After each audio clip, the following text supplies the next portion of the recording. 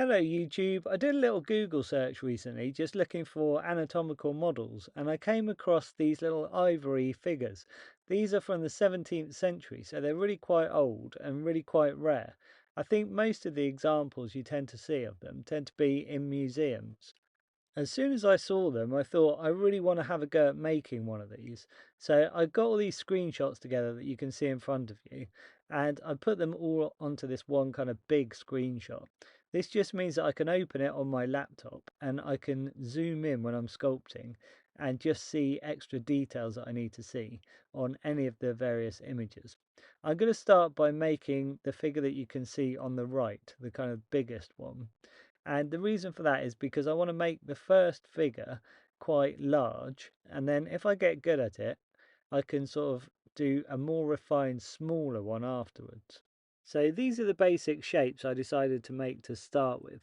You've got the main kind of body section all sort of hollowed out. Just, squeezed that with my thumb. Squeezed it in the middle there. Got the arms, got the legs, got the head. This will all be sanded down later on. And then I made that other section that's going to slot over the top. That's going to become the belly, so it needs to all be kind of squeezed out. I'm using Milliput Superfine White for this. If you haven't used Milliput before, it's a two-part putty. You mix the two parts together in equal amounts and it sets rock hard at room temperature in about 4 hours. Here's a QR code if you want to get yourself some. This is the kind of finest, densest milliput you can get. It's really good. Obviously, later I want my figure to look like it's made of ivory, so I'll have to paint it ivory coloured. Okay, this was the next stage where I've done the face, I've done the hair, I've refined the body, added a bit more to that. I've hollowed out the sort of pregnant belly, and that all needs sanding later on. It's still wet at this stage, and you can see I can place it on, and my hands are all covered in milliput, but this can be placed on later. Once it's dried, I can sand it all together and it will fit really nice and snugly. Okay, I've put the hands on, haven't done the feet yet. I've refined the legs a little bit, sanded down, where the knees are and the lower legs. But then I got completely carried away and I forgot to film anything else, and I basically made all of the internal anatomy and painted it as well before I started filming anymore.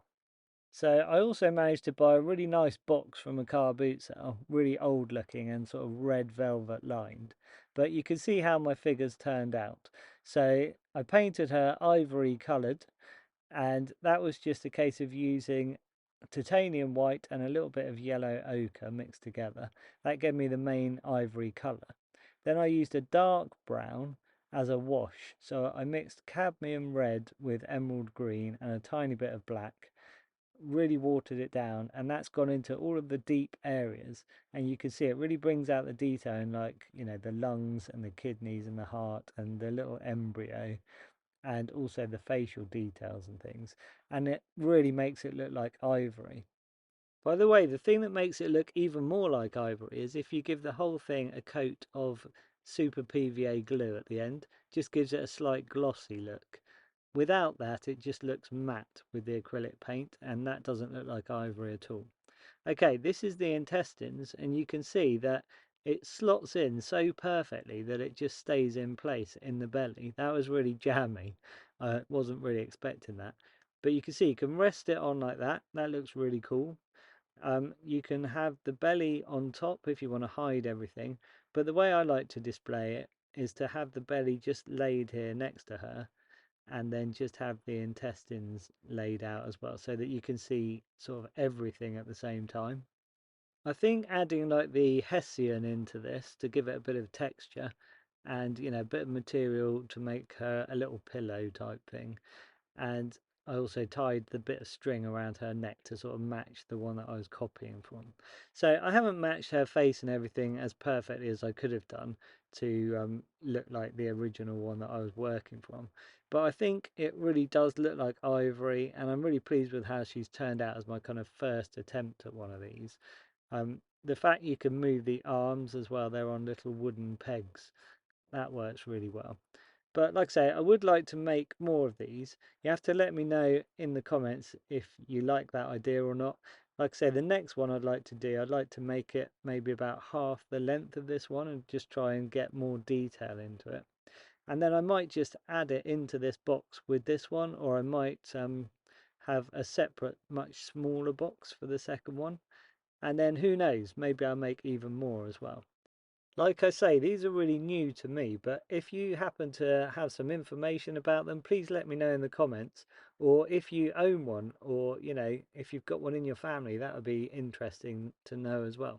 This is the box that I managed to get from a car boot sale for £4. I think that's a pretty good bargain.